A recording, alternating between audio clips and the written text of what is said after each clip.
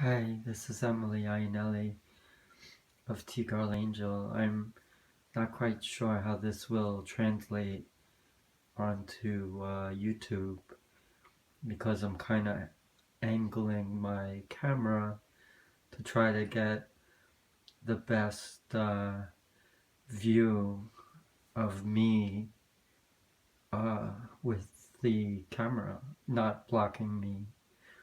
Um, I do most of my videos where I'm sitting, but I'm not really into that tonight. I'm trying to experiment and see how I can do other kinds of videos. It's all a learning process for me. You know, even being a recording artist is all a learning process. It just doesn't happen. You have to have ambition and you have to constantly be thinking of new ideas and having um, the ability to write what it is that's in your head.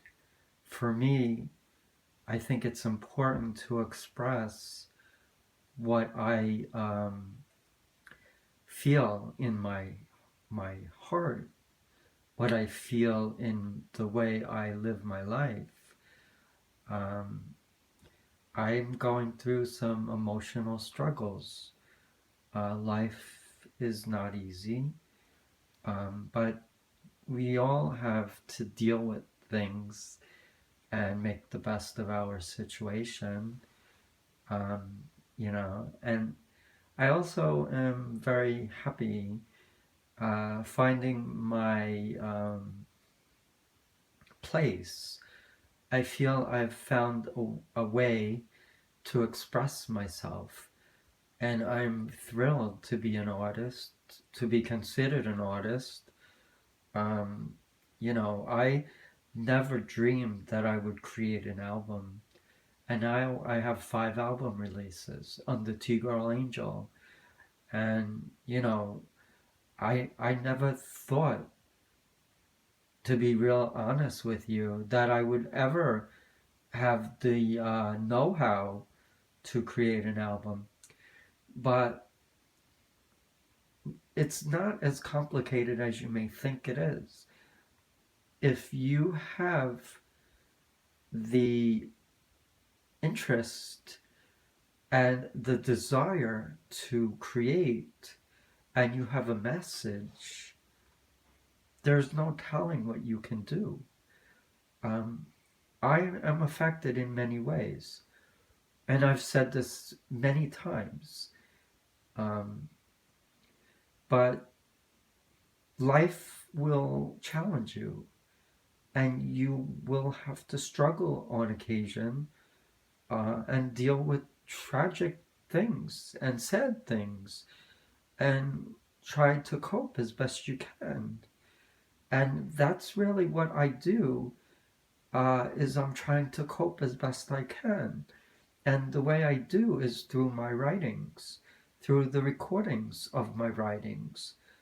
And if I feel that my writings and recordings are good enough that maybe someone out there may be interested in listening, then I create an album. Album creation is a whole different ball game. First, you have to be comfortable with your element, and you have to find what it is that interests you and aim all your effort in that direction.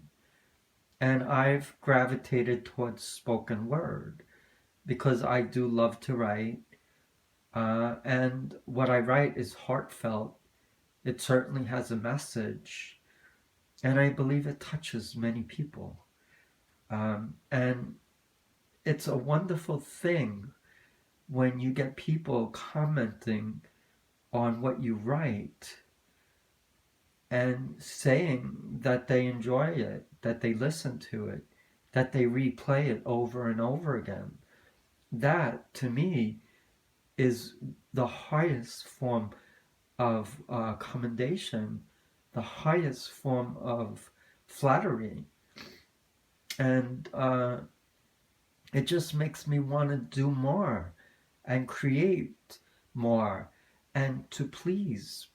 I am here to create, to entertain, and to please people, and to state a message that will hopefully help.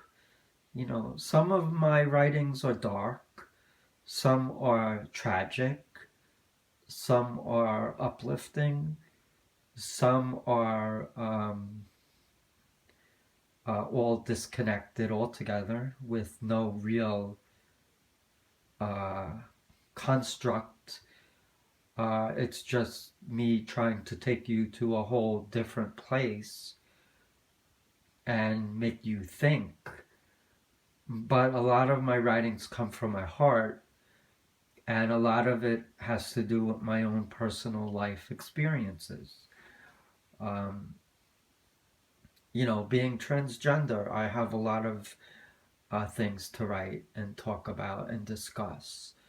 Uh, you know, I struggled all my life with my gender and feeling different and knowing in my heart I was meant to be a girl. And I will never um, uh, deny my past. I will never speak critically about my male uh, past. In fact, I don't have any ill feelings towards being a male. I certainly am happy I have a son uh, and that I'm married and that I am a father. And I take that very, it's one of the most important parts of my life. I take that with tremendous responsibility, knowing what I need to do for my son in raising him and being there as a loving, caring, supportive father. Sure, I'm not living the traditional role as a father. I don't look like a father, but I am a father, and that will never stop. Um, in fact, I have had discussions with my son about being my uh, being in my situation and what it's like to feel different, and it's not easy. And I try my best to explain it, but you know, my son is young. He's 16. He's also struggles with his own issues with being autistic. So it is not the most easiest of tasks. But I tell my son I love him. And I don't really get to see my son that often because he goes to a residential school. So the only times I get to see him is when he's home during holiday break. And that's when I like to go out and do things with him, you know, and have a good time bonding. And he was recently home for Halloween. He got some time for Halloween break, and we went out. We did some nice things together, and we went trick or treating. He wanted to still do his Halloween trick or treating, so we went to some of the houses in the neighborhood. But we also had a very heartfelt discussion about life and about, you know, me personally, my situation, and how he feels about that. So I have to try to work with him, and you know, I go to a therapist, and I know my son is in a school where he has counseling. So I think it's important that we both try to come to some form of understanding from both perspectives, his and mine. I can't change who I am as a person, and I certainly don't want to impose something that my son can't grasp or handle. So we have to have some give and take, and I'm hoping that as he gets older, he'll come to realize that I'm still his father, despite the fact that I dress like a female. And I'm more happier. I have a sense of contentment, and I know who I am, and I can't change that, nor do I want to. I'm proud of who I am. I struggled all my life, and I can't change or undo what I've been through. I just have to deal with it. And, a lot of people don't understand it. They don't get it. And, I can't help that. But I try to just live my life. And to me, doing recordings and writing is very important. And I will never lose my sense of hope, because life is about striving for what you can do, what you can achieve, what you can overcome. It doesn't always have to be about being upset, feeling sad, feeling depressed. You have to will yourself sometimes out of that, and you have to find your coping mechanisms that will help you deal with these issues that come along. We all have issues. No one's perfect. There is no such thing as being perfect.